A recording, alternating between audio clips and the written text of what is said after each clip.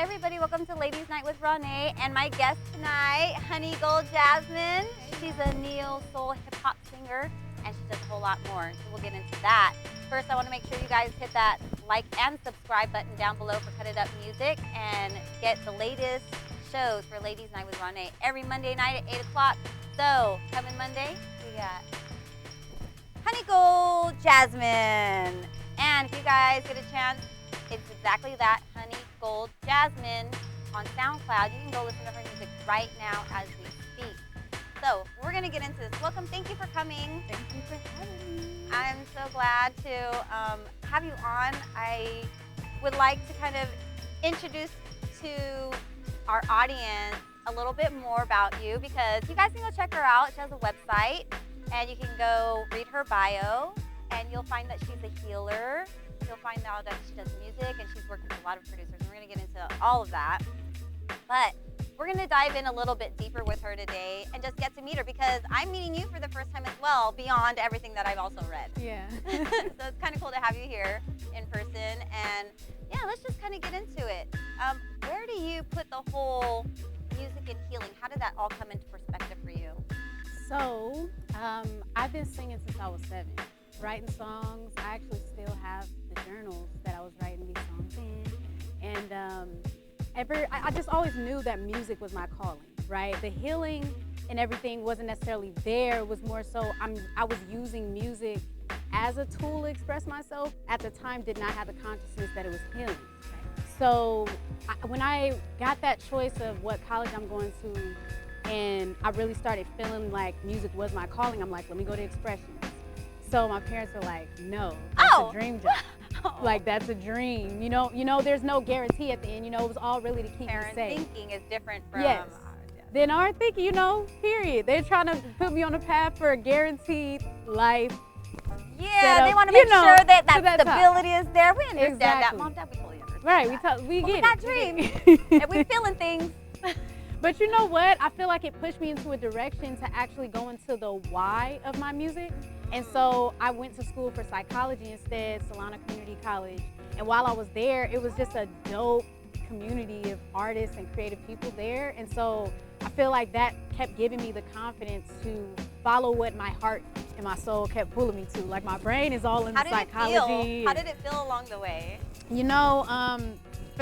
Fast forward, I graduated from Mills College in 2017, and I have a bachelor's in music and a bachelor's in psychology. Okay. So it felt like I was using two sides of my brain all the time. Right, okay. Constantly. Oh, okay. That because the left, music... right, and right exactly. brain. Intellectual and creative. Exactly. Yes. So I'm using this creative side to do my music and, turn my assignments in and whatnot. But I'm using this psychology side to actually go into my why. And you're analyzing yourself. Analyzing myself, Ooh. analyzing why I'm the way I am, analyzing people around me in a positive way to actually empower people. And so it felt like I was constantly, maybe even fighting with myself sometimes too, though. Because one way is a very serious way. In psychology, you have to get your master's at least to even have a decent job. Exactly. Music, it's like taking risks. Not taking the guaranteed route. There's no study that's like gonna tell your ass how to blow up. So, right. I think that ultimately it came out for the good, though, because now I feel like I just have a very well-rounded approach to music.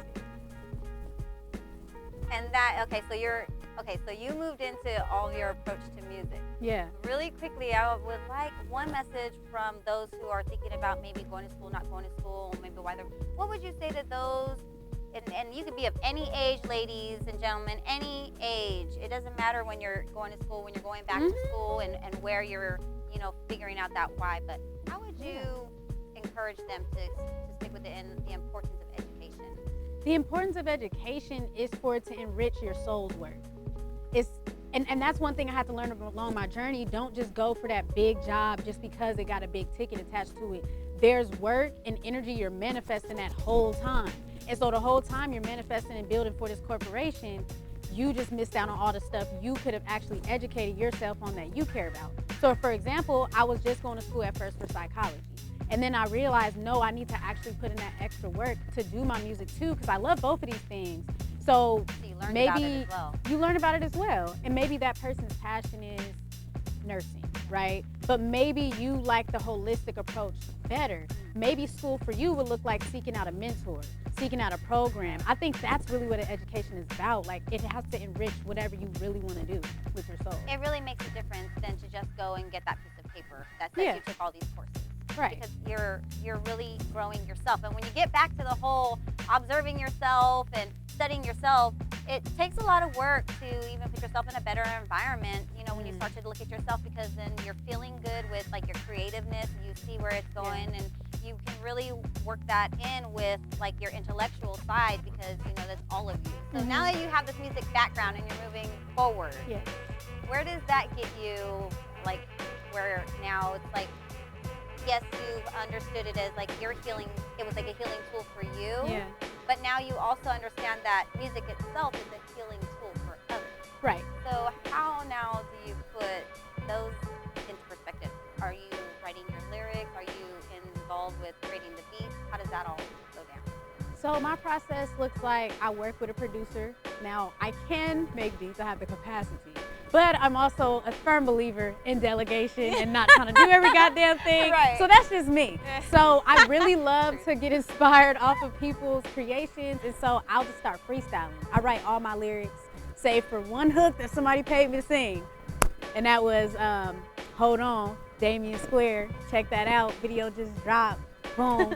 But anyways, yes, I write my lyrics and I start off by freestyling, and then it ends up crystallizing into a repetitive thing. I start feeling like, ooh, this feels right. This line sounds right, and then I write this song. So now you recently released one, January 2020 this year. So now the one that you just mentioned, is that an even newer one? No, that actually is maybe over even a year old. The Hold On, Damien Square, I'm featured on that track. Okay. And that, damn, I think we might even recorded that 2018. Came out 2019, and now we're putting the video out. And that's really a testament to the independent artist journey, even how that's like staggered like that. But anyways, the song you may be referring to is Right Now, that I put out in January, with God, who's my producer and my partner and my twin flame. Aww. Yes. What's up, babe? I love relationship stuff. I think that's like some of the biggest things for healing, like people need around the world, and understanding oneself first is like amazing. So understanding now you guys are together, you're doing your thing, he does his thing, you do your thing, and you come together and you create it Right Now. So you guys can check that out on SoundCloud too. It's on there. So how long was that process to make that song and, you know, posting it? So that song actually was recorded in September 2019. Me and got accepted into an artist residency program, Zoo Labs, which is right up the street. We in West Oakland, you feel me? And so we got accepted into that program, and we got help with our entrepreneurship around our music, but they also gave us hella free studio time. So hella work. Shout out to Zoo Labs. Nice. Yeah, that's awesome. So Studio time. yes, they hold artists down. Like independent artists, they really go hard for us. And so I wrote that song during our residency, that week of us staying there. It was like a boot camp. Oh, so you got to actually live there too. That's very cool. Yeah, it was hella cool. Okay, They so cooked for and us, then it everything. dropped in January, the end of January. Yes. And so was it because it took time just to put it all together, mastering it? Like he mastered it as well? No, it was mixed by Mighty Joe. Okay. He actually produced. He helped with the Natalie DeRose. I wanna dance with somebody. Remember that song? They was playing it all the goddamn time. Yes, that song. So he mixed it, but the reason why from September to January it was a gap is because we finished the residency that week, but we weren't graduated, if you will, till January. So it was almost like there was a process we had to go through even in order to within own the your program. music and publish it? Nah, and all they that? don't keep none of our Oh, stuff. no? It's, Oh, that's that's us to the neck. That's to the neck. Ah, that's very nice. It wouldn't be no But other to way. just finish out the program and not get it interfere with your studies or whatever, then you could focus on. Yeah. And we were also building a business simultaneously. So it wasn't just us going in there for our music. We were also starting something called Divine Minds Think Alike, DMTA for short. And the idea around it is it's a collective of artists that come together to basically start a susu, which if people aren't familiar with a susu, it's an African term for, and forgive me, I do not remember the exact country in Africa, so I'm not trying to be ignorant when I say that, but it's from the motherland. It's a susu, and basically what happens is you get a group of people together and they put in a set amount of money per month. Now, each person in the group is then on a schedule or timeline, if you will, to get that payout. Yes. It's not no goddamn pyramid scheme, because everybody's getting together and gifting that process to happen. I have understood it as called a co-op. There's something that in Stockton, they do the same thing similarly. They were starting to work on something similar. Where they're at in the process, I'm not sure, but I've seen the models that they've utilized work in other places. So you guys are looking to create one as well. Yes, I'm very involved in co-ops. I actually am the administrative coordinator with No Boss, which is the network of Bay Area worker cooperatives.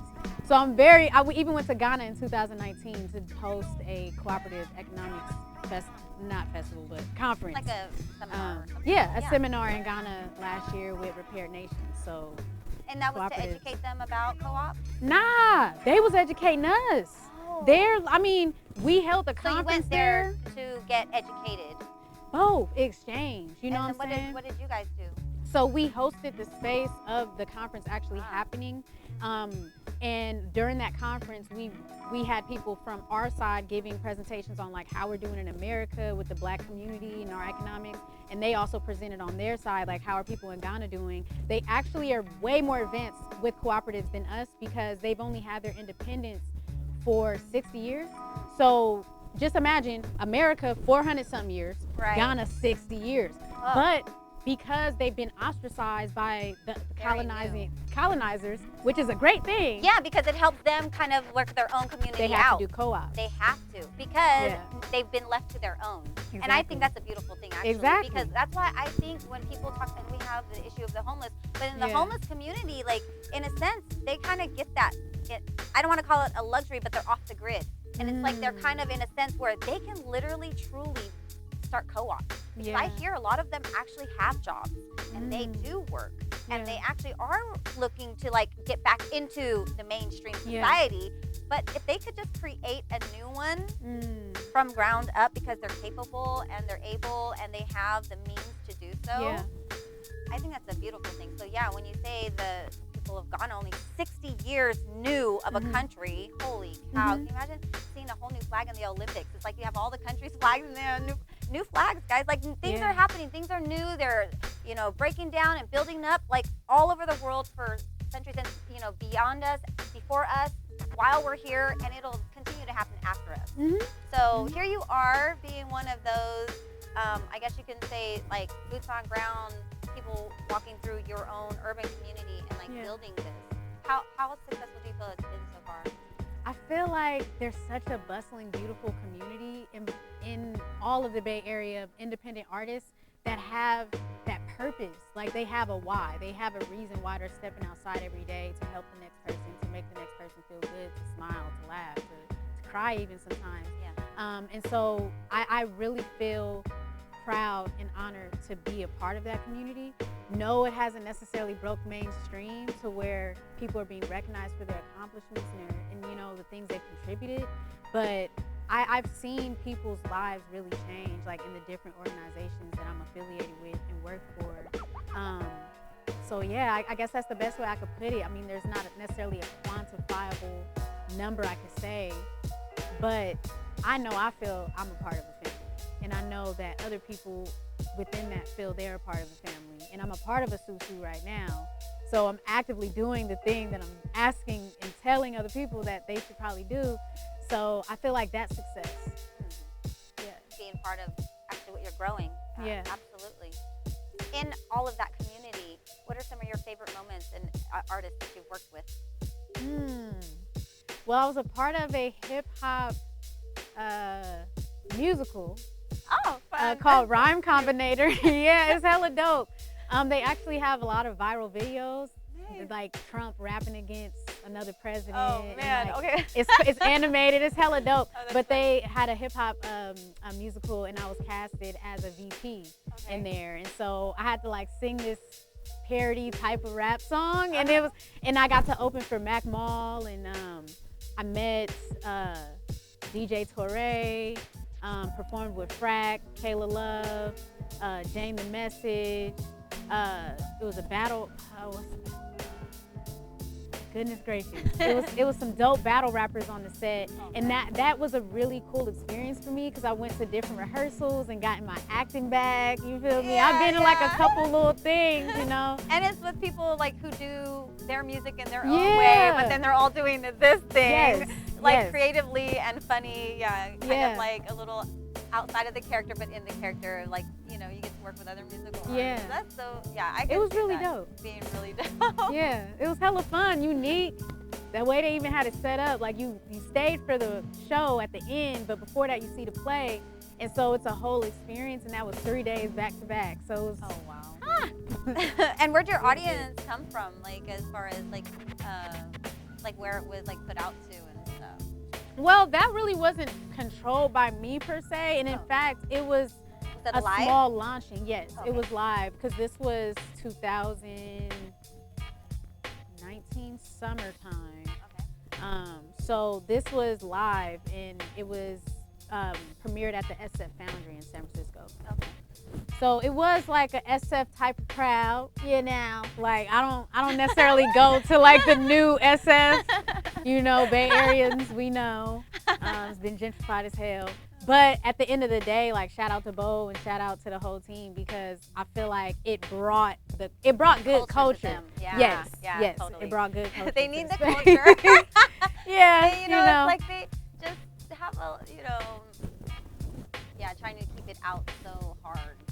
But it's like, you know, it's nothing to be scared of. People are people. We like to have fun, and you know, there's colors to play with, and you know, wardrobes to play with, and you know, just so many things, and have fun with life, you know. And really, just letting people see that it's okay to have fun with life, and bringing that to your neighborhood corner, you know, per se, because you know, sometimes people need that, and music does that. I think people in the music industry have a lot of character in so many ways. I guess, because, you know, you're able to just express in ways that others aren't able to express. Maybe some people do it in paintings and very quietly. Some people might tinker and build quietly, but then there's some that are active and expressive and like need space to do that. So they have big energy. So when you're like in your space and getting into like your performances, how is that for you? Like, do you feel like you're preparing for it, or do you just kind of go in there and you're like, I'm just... Oh no, I prepare. I mean, it starts mental for me. Like I'm thinking about the audience, who's gonna be there. I'm thinking about what kind of vibes they might want to hear. Do a little bit of research on that, you know, ask some questions. Then I formulate my set, and I definitely make sure to rehearse a few times. Now the rehearsal piece, it is a bit more free-flowing for me, free-spirited. It's while I'm making dinner for my daughter, you know, it's while I'm doing something. That's the sometimes. truth. Food does that for me too, though. And I get food, I start dancing. Food, yeah, me too. I'll be like, especially when it should be hella good. Yes. For real. One of the main things I make sure I do though is I'll go outside with my speaker and sing hella loud. I love it. And I feel like I have to let go that it might bother some people. But then there's people that come up and they're like, oh my gosh, I love your music. And then I made a new connection like in my community. And I think that gets me out of my nerves because I'm like, okay, I'm out of that now. I can go on this stage. People are coming up and they're curious and they're like, what do you, like, you know, why are you doing that? And it's just like, well, you know, it's what we do, it's what I'm doing. And so to be able to have that, like I have neighbors downstairs when I get on my speaker and I'm rehearsing and practicing or whatnot, because I don't really want to leave the house sometimes. Like sometimes I just want to rehearse at home, but I do have to also work with like, if I'm going to be bouncing around to make sure that like my mic, I got to catch my arm or my hand to make sure that I'm not pulling away and then, you know, the sound is going away kind of thing for practice. And so I just let them know I was just having this conversation with somebody. I let them know through my microphone, hey, you guys know I should be rehearsing and you guys, I got a couple more songs. I'll be done in a moment. Like, because if they can hear it, they can hear me anyway. So I know they can hear what I'm saying. So for you to be able to have space to do that, it's important. It's important, you guys, to find space or to really like, if you are in a place where you have neighbors that are close by, that you just let them know that you are a performer and that you might get a little loud at times because you might need to rehearse sometimes. You don't want to just go in there cold turkey. I'll be cold turkey in it. I'll be cold turkey in it, because I'm just saying, like, I'm not gonna go outside at 10 o'clock at night and rehearse. Like, I'm finna go outside at like 2 p.m. And if you really got an issue, I don't know. I just feel like I'm not gonna ask for permission. You know what I mean? I feel like I went through life so much asking for permission that I think with my music, I just be like, you gonna catch these vibes. During the day, yeah, during the day. You know, but I feel you though. I think that's very considerate, you know. That's very, maybe I should do that. But. And you know, for the most part, sometimes it does like help the neighbors kind of get to know you, and like you gain fans that way, but then they also are happy to see you in that vibe. So they kind of see like that's like your natural thing, and if you're not, maybe some days they'll be like, hey, you know, how you been? And they're not catching, you know, seeing that you're in the vibe kind of thing. Yeah. You know, and that's your community. Your neighbors are your community, you know, and a lot of people talk about community. Well, right.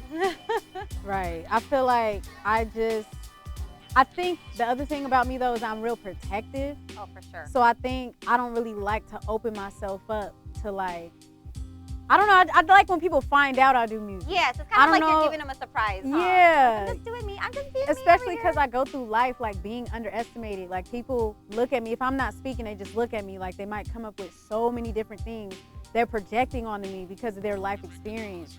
And I even had a stalker at my apartment. So I be kind of like wary of like, you feel me? And people be haters. Like I have so many people that love me, no doubt, but like because of the light that people carry, I know people feel me. Like Gold Soul fam, y'all can feel me. When you carry light, like people be hating on you. Yes. So I be chilling. You cannot, as a person who understands that, like dismiss it, because when you dismiss it, that means you're just you know, you're being in a super overly positive and not thinking that anything bad could ever happen. Exactly. You have to be protective. Exactly. Because you got to know that those things can and might happen. Right. I come from a military mindset, so I'm always on guard. You was in the military? Yes. Oh, no. I'm always on guard about it because people, and I had to curb it when I got back into civilian world for me, because people think I'm a little crazy. Not crazy, paranoid, but I don't want them to think I'm paranoid. But I've been trained to think like that now. Yeah. You know, as a protector of our nation. Mm-hmm. That's how I feel, kind of thing. But people think, oh, well, you're not in there anymore. But they don't understand, like, it's deeper than that. I come from the soil. I come from this land. I've been trained to fight for this land. Like, I'm forever that. And nobody's gonna ever say that I'm not. So it's kind of interesting, you know. So I love to talk to the neighbors and the people and like come outside. I think that's great. And you're building, and so you're building. And how would you encourage? Let's try to encourage people on that, because you know when we're talking about building co-ops for the artists, I've seen some people work on building those and then not succeed. I know there's been some in Sacramento as well that do very well, agricultural ones, which I think is pretty cool. But how did it come to you to find the importance in that? So to your point, you're absolutely correct. Artist cooperatives tend to not necessarily have as much success all the time, and I think it's because there's not necessarily a product that's guaranteed to get you that money back. Because really the motive of a co-op is a business motive, to make money. So agricultural, they tend to do better because people will eat. Everybody eats. And so even like textile one, you know, or like you have a product or something, like the product is the thing. And there are like co-ops that have been successful as artists, so definitely shout out to them. But I feel like it's important because look at the industry right now. Like the industry has people that you would think it would be well off, hella broke. And then it has people that ain't shit, hella rich. Right. And like, they either ain't shit because they're like violating women, goddamn, violating other men, violating everybody rights. Everybody rights at stake in the industry. Like, it don't really necessarily matter what background you may even come from sometimes, because they're gonna pigeonhole you in whatever that slot is for your ass. That's the slot you finna be in. So it's like, we need cooperatives and us to be able to support each other, because that's where the energy is gonna flow, instead of into these parasitic ass people that run the industry. You know? And then got people that's hella talented being discouraged because they may not be discovered because they don't look like this slot of a person that they need somebody to fill. Like, oh, we need somebody that fits this cookie cutter profile. thing. You don't have the right color hair. No, you're hella talented and everything, but you're not this thing. And I feel like that's bullshit. And I'm not gonna stop doing what I'm I'm doing because the industry ain't ready for me. Yeah. I want to create a chain. I want to create people that's going to keep this shit popping. You feel me? Even if that's like, my goal is really like comfortably living off my music. You know, like be able to have things.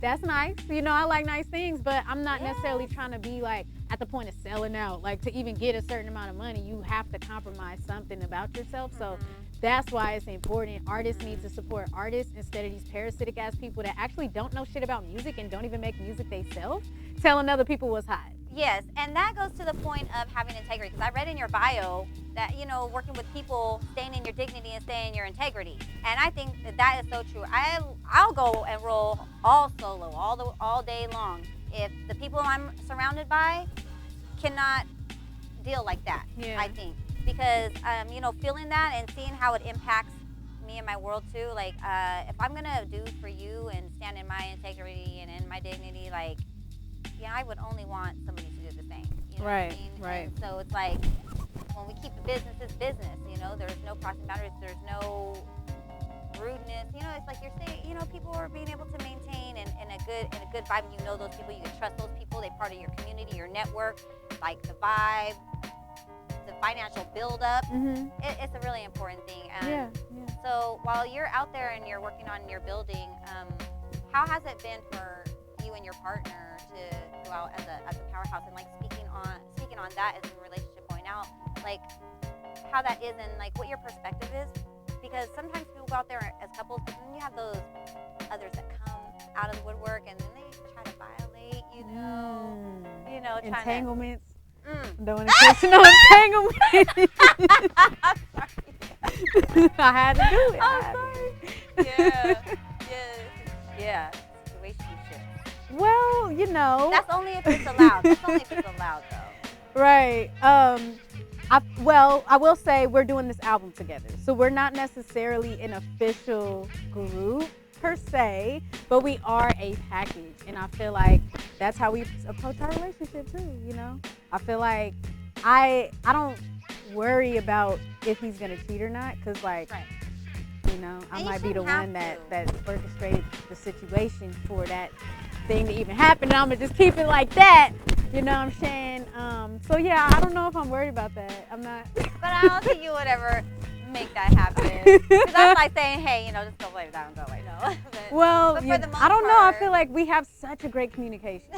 We have such great communication, and I feel like he's so open with me, and I'm so open with him that I don't feel like, you know, honestly, I could probably even compare our relationship to Will and Jada. We're a Libra Virgo, just like this. Oh shoot, there you go. So I feel like kind of similar feel. Yeah, like we would talk things out. I don't know if I worry about that. Yeah, and really people shouldn't have to. Yeah. Yeah, if you're comfortable and happy where you're at. So I think that's a good thing. Can't worry about that. Yeah, no, you can't worry about that. Got time. It just drives people crazy and sets you totally off path. And that's what I was talking about earlier, distractions. You know, people coming in and thinking that they're going to distract you, or, you know, it's not going to happen. It's not going to happen. People set her on a path. She's got a purpose. Right. So, Honey Gold Jasmine, you guys can find her. I'm going to let her give you her handle. Yes, Honey Gold Music on Facebook and Instagram. My YouTube is Honey Gold Jasmine. And my website is officialhoneygold.com. So you can pretty much go to my website and find streaming, songs, a little more info about me. Yeah, I think that's about it for me. Streaming, and then make sure you guys hit that subscribe button down below for Cut It Up Music, and you guys can catch Ladies Night with Rawne every Monday night at 8 o'clock, and you guys will be able to just follow a lot of new upcoming artists that have been in the area, NorCal, that, you know, we've been meeting a lot in our area and have been working with already in the area. So you guys can get a chance to delve into these artists with me and find out who they are, presenting them to the world, because, you know, we share everybody's music worldwide. And so keeping it going, I just want to let you guys know she's from Vallejo. Yeah. So how was that growing up in Vallejo? Vallejo, it was really beautiful because Vallejo is a very diverse city. It's actually one of the most diverse cities in the United States. So I feel like I grew up around so many different people and walks of life. I mean, you got people that's hella rich, and you got people that's in the gutter, you got people, Filipino community, Mexican community, Black community, white community, like literally Asian community. I feel like it's so beautiful and expansive. I will say I moved around a lot in the Bay. So elementary school, I lived in Richmond. And then in the elementary to middle school, I lived in Vallejo. And then after Vallejo, high school, I lived in Fairfield. Oh, goodness. Hated Fairfield. So you kind of just went down the line, Yeah, literally. Like, Yeah. boop, boop, Yeah. boop. I even Down lived the in Union 80s. City at a certain time because my mom lived in Union City, so I would go there. Hayward. Only city I have not lived really for real is San Francisco. So, Well, you did say you weren't going to go over there much, but. I mean, only because of gentrification. I love the people that's been there. Yeah, I go for the water. Honestly. Yeah. Architecture and the water, anything else beyond that, unless I'm visiting somebody or I have a purpose there any other reason. That downtown vibe just- weird. People just walk past you like you don't exist. Yeah, and that's how I don't feel. like that. That's exactly how I feel. You know, one thing I learned, okay, I'm going to shout out Brother Jay because he did teach me one thing, and he taught me, you know, that you want to look at people when you're walking, and he is from East Coast, from New York, and he said that out in New York, they do that, and it's important, an important thing, and it does show a lot of respect, you know, that you're not, you know, just in your own little world and nobody else exists, but you kind of thing, so it's kind of interesting. Yeah. But yeah, so now you have a lot of culture diversity. What are some of the favorite places that you like to eat out there? Okay, so now no, you've been in a few cities, a few places. What are some of your favorite places to eat overall? I'll say that because I moved to, so after Fairfield I moved to Oakland and I went to college in Oakland and then I still live in Oakland to now. Okay. So I feel like me moving around like that, I do have a lot of different places. Kansai, sushi, that's my favorite place. Shout out Kansai Sushi. I might get some after this. I love Kansai. Honestly, that's number one. I like Oasis. Okay. They That's have out in- Mediterranean. Yes, in Oakland. And what is it? It's on Telegraph actually. It's called Oasis. They have falafels and Oh, it's a good Mediterranean stuff like food. that. Okay. Yeah. Okay. I love one in Stockton called Go Falafel. It's Greek food, yep. And that's like actually one of my go-to spots, like comfort foods, like, yeah. Yeah, you can't go wrong with it. I just love it so much. And it's hella filling. It's like you get it's like guilt-free eating. Yeah. You know? Like, I don't want to feel like, damn, oh my God. But yeah. Yeah, that's really good. So, okay, so shout out to them. That's pretty awesome because, you know, people are always looking for good places to go, you know, when they're in the area too. So, good to know that you give a few shout outs for some restaurants. Oh, yeah. Um, Oh, and Itani ramen. Itani goddamn ramen. Y'all expensive as hell, but it's a reason. It's a reason. I love Itani. and is that Japanese? Japanese. What's the one I didn't get there? I I don't get like the Japanese ramen houses. I don't know why. I just don't like ramen. Did I eat top ramen at home? You know what? It is a distinct. I mean, look, if you're used to the top ramen, it might be a bit much to go to the other kind because maybe it's not like as salty because it is a lot more salty. It's the sodium. Yeah, the you're cup. absolutely right. Yeah, so I know with me, I do have a salt factor. Like I will put more soy sauce Right. in it. Like when But I don't get it, I mind do putting put more soy in sauce. it. So I do want just that extra sodium, but it's the broth that I want, not the soy sauce. Because when the soy sauce goes in, it's a whole different flavor to me. Well, try the veggie miso ramen. Try that. It's Okay. hella good. I will have to check that out. Veggie For real. miso ramen. I might Yes. have to check that out at a ramen house. So now I can order something new at a ramen house. Because I went to a ramen house once, I didn't like it, I've not gone back. That was in San Francisco. So that's good. Yeah, try it out. Try it out. So what projects do you have going on in the works right now? So right now, I'm actually shooting some videos. So definitely stay tuned for Everything That Makes Your Heart Beat. And I have my album coming out later this year, which is a collaboration with Aj God. Okay. We don't have a date yet. We do know fall 2020. His birthday's coming up. My birthday's coming up. Our anniversary is just lit. How many So songs are going to be on that? now it's going to be between like 7 to 11. Okay, cool. Yeah. That's good listen. So full length. Really love it. I love all the things that About an have hour been of happening. chill. Is there more Well, we call it up-tempo? hyphy vibing. Oh, it's up So- tempo. Okay. Up tempo-ish, but the vibing is like the neo soul. So the hyphy is the fact that you're gonna hear some funk sometimes. Like right now, I feel like it leans more towards the funk that inspired hyphy and inspired Bay Area rather than like straight up hyphy. Okay. But it has that funk kind of like you can do the electric slide to it type of vibe.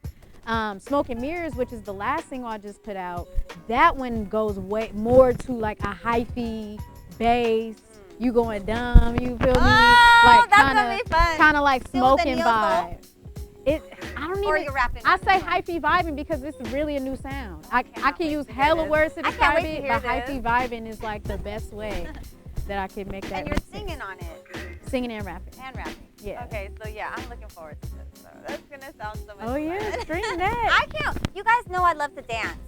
This is one of the reasons why I love going to, many of the events, but throwing events and putting events together and bringing artists together because I love music and I love to dance and like the sounds that people bring, you can catch any one of those vibes on a dance floor and it's like, woo! It's like it brought a whole new dance style for you just for that dance. I love it. I'm sorry, I can't wait to listen to it. Just Yeah, so I please can see what do. we dance It's like. one of them. And right now, especially, I feel like right now is the one. And yes, I miss organizing events. That's actually was one of my side hustles too, like organizing events. I had a game show going on. Oh, cute. The What kind Gold of Soul games did you Show. guys do? So I brought artists together, and they pretty much were on teams of 3, 2 teams of 3. And I put together games that basically sometimes tested people's like Bay Area knowledge, or like, but then Like a some trivia? of the games, trivia a little bit, Freestyle probably. like I had this game called What's My Favorite Word, and one person stood behind the screen to where they couldn't see anything, and then the people on their team were in front of the screen, and the whole audience can also see. Okay. So their people on their team can be like, it's this, it's that. Like they can use words to try to describe what the word is, but the audience can use like signals, like hand signals, and like So the audience moves. are kind of putting. The audience are doing also the in it charades too. to them. The audience is in it too, and they're trying to get that one person to guess. Oh. And the words have to do with like Bay Area. So one was like hyphy, another one was gentrification, another word was like Black Panther. So you had to get people to guess it. And there were certain things you couldn't say. So it's like the synthesis of Gold Soul Show is for the Gold Soul fam, which is like the people who support my music and also like walk with a light. Like their soul is gold, right? No matter what they look like. Yeah. And basically it's a space for us to all come together to like build rapport and to feel like we're all a part of something bigger. So that's why I make sure all of the games have some kind of interactive piece where the audience is also somehow in it. So I'm way more of a visual person, so if that didn't make sense. No, it totally did. But I think you're the first person I have met that does game shows. Actually, I'm like trying to think if there's anybody else that I have met that talks about game shows that have done games. No. I love You're the gaming. first. I'm like such a Nintendo head. I got the Switch. I didn't wait for no sale. Oh, the I was Switch like, is oh, the cute. Switch is out, $300 here. Mario Kart I played recently, super fun, so cute. I saw somebody else playing these games where it's like they were hamburgers running and hot dogs running, and they had little chickens running. They had arms, like human arms, and like. But I was like, what is this? And so it was like a whole bunch of people. And they're like all in this formation, and then they just go. It's a big old race. Oh, so they're snap. just Wait, what the running heck? everywhere and jumping. I was like, that is so adorable. There was like jelly beans all over the place. It was so cute. The colors are cute. It's a really cute game. So like when you talk about being able to play games, yeah, a lot of people enjoy games. You know, not just video games, but to be able to play real life games. So I think that's a very cool concept that you bring to the world. Thank you. Yeah. How long have you been doing? Like, are you gonna keep doing it or? Heck yes. I was actually planning the next one, but you know, Corona. Hey, for those of you who aren't afraid of Corona and do want to participate in events, you are more than welcome. And I don't think why we should stop having events just because of that. Because there are some people who are willing. Yeah, there are. And if it has to be minimized where you couldn't have a certain amount, then you just have to RSVP people. That's real. This is the max. We'll see. That's all we can have. Either you're in this one or you're not. We'll see, because I'm taking it as a time too to let these things process and synthesize, because I've been doing that show since the beginning of 2019, and the last one was in January. Okay. And that's actually where we premiered right now, and so the community was able to like hear that first. And so, I mean, we were already gonna move it to more of a quarterly thing instead of it being every month, because at first it was every month, and that was kind of tedious on me because I had a small team, but I was basically the brainchild of like coming up with the games and coming up, so it's just a lot to be the only person that's on the creative side of that. So I actually think it's okay, because now I have time to sit back and really reevaluate how I want to approach events and how I even want to market that, and yeah. I mean, I might even have it online. I've been trying to think of a way to have it online. It's a little more difficult because I don't know how it will be interactive with everybody in it, and then everybody talking at the same time. It's, you know. Yeah. So yeah, I know when it gets back though, it's gonna be popping because people are gonna be so hungry to get out to shit like I am. And have some real good, like, good fun. You know what I mean? That's good fun. Yeah. That's not like just going out and looking, you know, to try to do something, the same thing over and over again. But it's like, you know, trying to get a different vibe from it. It's like literally something completely new, different. Yeah. Like, yeah, you get to interact and have fun, and it's a silly thing. It makes you laugh. And Yeah, I love that. that's important, people. That's what I love about it. I love the games where we would yell out like dumb dance names, and then the people had to come up with a dance that fit the name. Oh my gosh. So it's like you look dumb, but it's hella funny because you're okay with looking dumb. So I like that. I mean, I feel like things are so tense that it ended up being a space where people was just able to let loose, and it wasn't based on it being cool or nothing like that. And then after the game show, the artists that were in the game show then performed. Yeah. So it's also a way, I loved it too because it's a way for people to see artist personality instead of they just get on stage and then they're Kind of just like going. icebreakers, you know? Yeah. Like icebreakers right before you start a show. I think Yeah, that's a great. good way to look at it.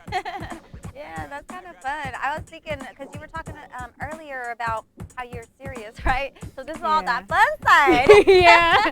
I'm very balanced. My sun is in Libra and my moon is in Aries. And for people who are not familiar with her horoscopes, sorry, I can't talk right now. Those are opposite signs of each other. So I feel like I have that a lot in my personality itself. Like I'll surprise people because I can be so shy, but then I can be so extroverted. Right. And I can be so serious, but I can be hella like goofy and fun and not really trying to be serious. So it's like on those extremes for me though. Yeah. So. Yeah. Do you ever catch yourself like, you know, you're in one vibe and then like you just literally just changed over to the other one, or like do you not notice when you switch vibes? I don't think it's immediate for me. It's more like a gradual. And I get very, maybe even obsessive about situations that are problems in my life because I'm such a problem solver that if a problem is not solved, I'm like You're on it constantly forever. putting it over. So I feel like that's my issue is that I'll like, and so at first it may start off positive because I'm like trying to solve the issue. Like that's a positive thing. Yeah. But then it turns But then negative. you keep overthinking it and you keep I'm replaying ruminating. it all the time. Yeah, I got that bad. Oh, but does helping, so you're organized though in that respect. Yeah, it keeps me organized. Writing it, I have to write it, get it out of my head. Otherwise, my head will keep replaying it over and over, the same thing over and over. I'm like, okay, let me just write it out. And even once I write it out, it at least allows me to go check at least a couple times without having me just keep going over it as if I'm like rebuilding it over and over and over again in my head. Because like once I've already built it, I don't need to rebuild it over again in my head. And like, what am I doing? So I'll go sit down and I'll write it. I'm like, okay, I already built it. Yeah. So I have all the points. Yep, I'm good. So then I can go back to it. Same kind of thing. Because, and that's why I think where you're saying your mind needs that rest, and this is a good time to be able to have that rest, you know? Yeah. So, because I was going. I was going, like, even when people would talk to me, they'd be like, well, I know you be busy. And I'm like, I never even said I was busy out my mouth. So the fact that you're telling me is telling me something. Like, damn, maybe I do need to slow down. So I was actually, speaking of writing, I'm an avid journaler. So my 3 journal entries before March, quarantine hit, every single one, I was like, damn, I just want the world to slow down. Oh my God, I just want a break. And then this came and I'm like, I guess, like, damn, I mean, I didn't want to be on my ass for 5 months. Nah. Can we say we manifested? I mean, you felt it in your I bones. think we all manifested this shit, to be honest. I think we all did. We all, like, needed that break.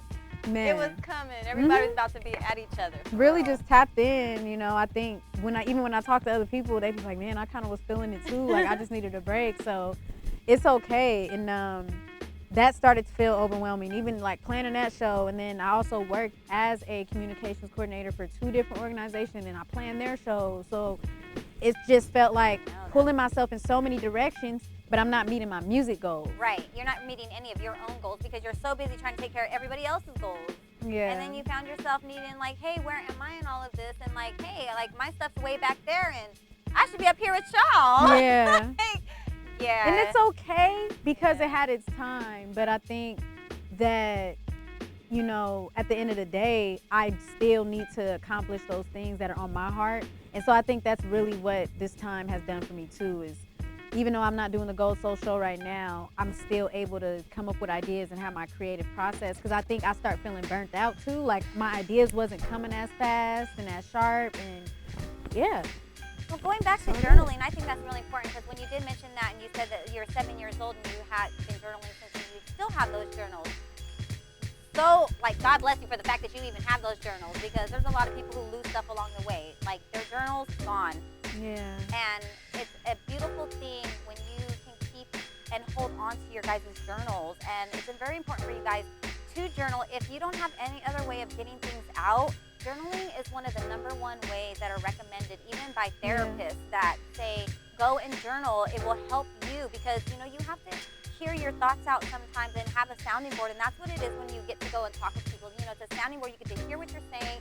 You know, people have, but in that respect, other people have something to give back sometimes. Yeah. But if you don't really want the feedback, because sometimes you just want to vent, you really don't want feedback. Yeah. Journaling is a perfect thing to do that with, and it gets into being able to get your creative side with, if you are a writer. So as you talk about, like, journaling, and you still continue to journal to this day, do you find that has been a strength in your writing for, like, your lyrics and things like that? Of course. Yeah. Of course. Most definitely. And what would you recommend to our ladies out there? You know, this is all a healing process. You know, it's for your entire journey of life. You're always healing, and if you find that you can be better, and if you can be better, you can do better. And when you know better, you can be better, and you can do better. And so, you know, just to kind of give you like a sprinkle of, you know, a light bulb in the light if you don't have it, but just a sprinkle of glitter to say, you know, hey, it's a pen and paper. You know, your mind can go free through that. And so, how would you suggest to them, if, like, they're maybe not a good writer, not a good reader, to, like, look at that? I have an idea. But I'm gonna answer You know, what came to my mind was actually, first of all, just do it. And I think a lot of that not a good reader, not a good writer stuff comes from the judgment that maybe was placed in your head from somebody telling you didn't sound good when you was reading aloud in class, or your handwriting wasn't neat. Get that out of your head. Start practicing. Start with the ABCs. Get your A through Z hella neat, to where you looking at your handwriting and you're proud. And you're proud. And always write in pen. Because if you're writing in pencil, you can go back and erase it, and you don't even know what you had just said. Versus if you scratch it out, just do one line or a couple lines. You might like that line that you just wrote when you rewriting something else. Yeah. So yeah, always write in pen, and start with your A to Z. You know that. Yeah, go over it. Just and if you don't know, you can writing. get to know. Okay. Use it as doodling. Maybe even drawing, if, like, drawing's your thing. That, you know, get it out, get it down, get it out of your head, get out of your head, get in the moment. Get in the moment. And in the moment, we got new music by Honey Eagle Jasmine, and, you know, we can find that on her page. So I'm gonna let you give them handles again. Yes. Go ahead. So officialhoneygold.com is basically your one-stop shop to find my YouTube, my Instagram, my Facebook, my SoundCloud. I just put out Smoke and Mirrors, so if you're on Spotify, make sure you follow me, and you'll be able to stay tapped in with that song I just put out, but also for future music that I'm gonna release. And I have my album Twin Flames coming out in the fall. So we're looking forward to Neo Soul Hip Hop.